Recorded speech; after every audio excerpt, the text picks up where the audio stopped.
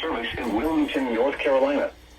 The preceding signal was a test of weather radio station WXL-50 public warning system.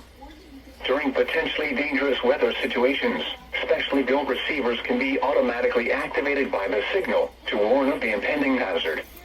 Tests of the signal and receiver performance are normally conducted between the hours of 11 and noon each Wednesday. If there is a threat of severe weather, the test will be postponed to the following Wednesday.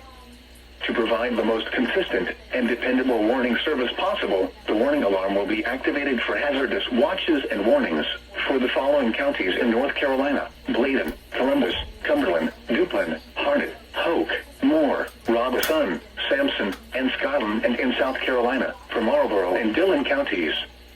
This has been a test of the NOAA Weather Radio Public Warning Alarm System. We now return you to the normal program schedule.